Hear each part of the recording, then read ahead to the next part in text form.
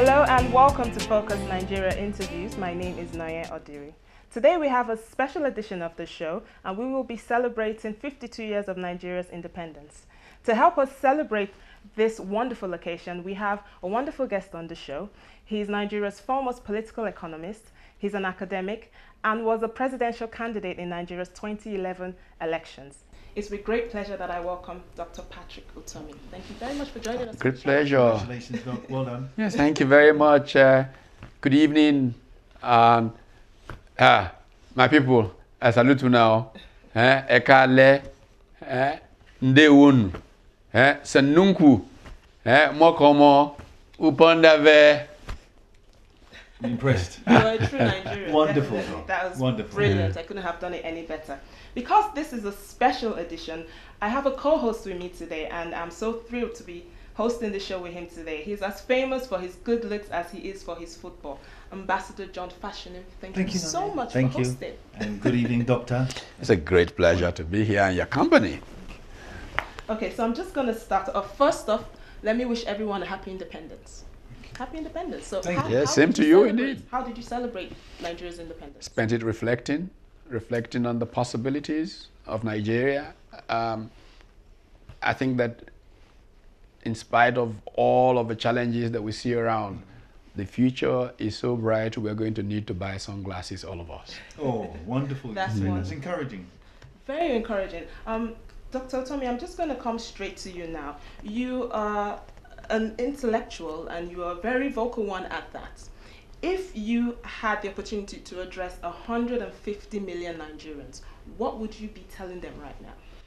Well, I'd be telling them that it's time for us to really get up and take hold of our country. That we have a country that has great potential, but the way we've organized it has prevented it from reaching its potential. I'm going to be saying to Nigerians, we cannot, with the possibilities before us, have most of the resources of our country going to running a huge bureaucracy, a political machine, and not dealing with what the people really do need. So it's time to sit down, to get to some reforms, to go to a one, if you will, unicameral legislature. Take the House of Representatives as the only body and let it be a part-time legislature. Now that will cut out hundreds of millions that we spend just maintaining that institution. And we need to take the bureaucracy and turn it on its head. We currently have a situation where we have about 360,000 policemen. I mean, ensuring that 160 million of us are safe. And we have a million plus civil servants. Now I'd rather reverse that and have us have a million policemen, well-trained, properly equipped to ensure the kind of security that will make people feel comfortable to make the right investments so that we can grow this economy and improve the quality of life of all Nigerians, and then have a much, much trimmer bureaucracy that can be more effective. Constitutional requirements say we should have a minister from every state and all of that. Why should we have that? A country like the United States of America, that's much, much bigger and has more resources, has 15 cabinet ministers, secretaries as they are called. Now, even if you take a country's experience, the part of Nigeria that is today called, well, the Southwest and part of the South-South, all the way from Lagos to Asaba was Western region. And Chief Obafemi Awolowo, with 12 ministers, ran that more efficiently than the 100 and something people in each of the 9 states that occupy that area today. All right, Dr. Tom, I'm just going to cut you there, and I'm going to go back to 2011. You were quoted as saying that Nigeria's democracy as it stands needs to crash. Do you still stand by that statement, and what do you think the country needs to do to move forward? Yeah, absolutely. I mean, the way that we organize presently focuses more on power than on purpose. When we move to purpose, we will know that the citizen is at the heart of the reason for being. And when we focus on the citizen, then we're looking at investing in education so that people turn from being statistics, human beings, to being human capital. And as human capital, they can create value, create wealth, transform the world around them, and have a much better quality of life. Now, this should be the focus of government: enhancing the welfare of every citizen, caring about everybody out there, and providing opportunity for their voices to be heard. Right now, that's not quite happening. Dr. Utomi, I'm just going to stop you there. You've talked about transforming 160 million people into 160 million people with capital, with resources to work. How can Nigeria do this when we seem to be spending so much money, or a greater part of our budget, on subsidizing fuel? Yes. Obviously, it is unwise to spend money on things that will evaporate. I mean, if we just fill tanks and burn them up, it's gone, and gone forever, gone with the wind. But if we invested such monies in education and people become human capital, then they have the know-how and the know-why up here to create value, and it will remain with them. It will become part of a national asset, will influence how they educate even their own children and transform our society for good. But what is important is that we eliminate all the corruption in the system so that the people are not burdened by what is passed on. But equally important, very, very important, is that when we get human capital and we direct that human capital in a way that is creating value, nobody will ask about the price of petrol, because they really will be able to afford it, because their output enables them to earn enough to have a quality of life that is not necessarily subsidized by anybody. Okay. So are you saying that the masses need the subsidy because they're not empowered to work and they're not earning? That's why they need to subsidize the fuel. But if the government invests in the people, the government will need to subsidize the fuel. Absolutely, we would need to subsidize anything if people are able to produce. I mean, people are poor and therefore are asking how much do we pay for anything, even though ultimately they're not the ones who benefit from it. It's an elite that's benefiting from it. But they ask, because they are poor, what do we get out of this? But if they are creating wealth and most people are middle class, then the question wouldn't even arise, because people will pay their keep. That's a natural trust that we should focus on. Doctor, you know, we used the word corruption earlier on.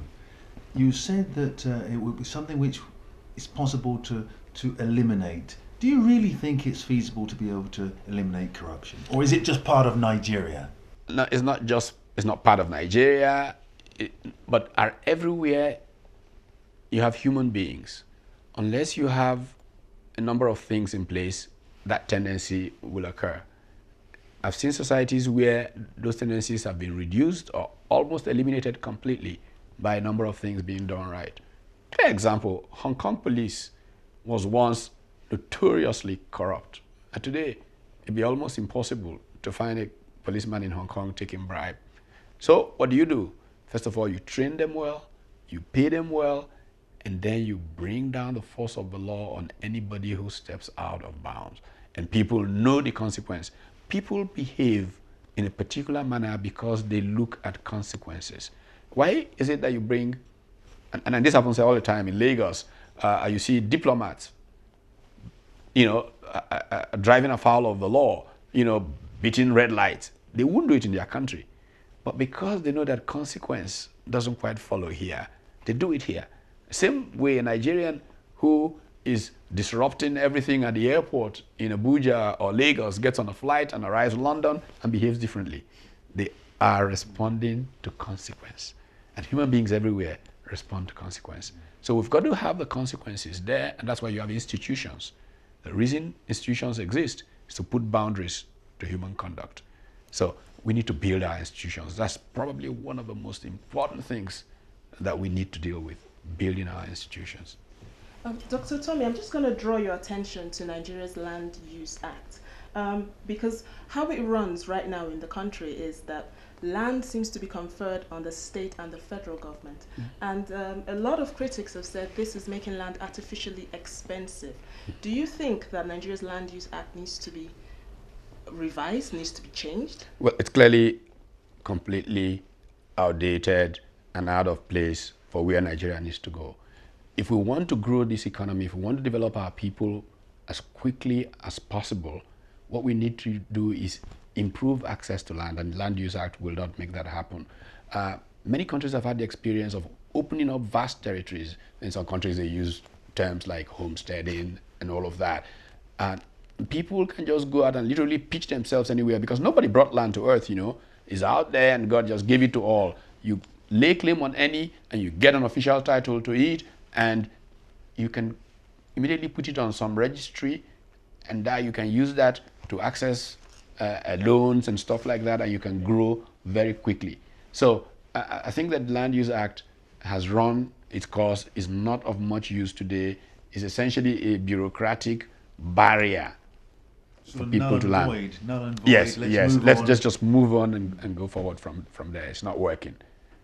And the only time that government really needs to, and there are laws around the world, the law of eminent domain, where if government really needs land for the common good of all, it can acquire that land. Outside of eminent domain situations, I think that people should just have access to land, and it should be facilitated through a law that gives people quick title to whatever land they get hold of.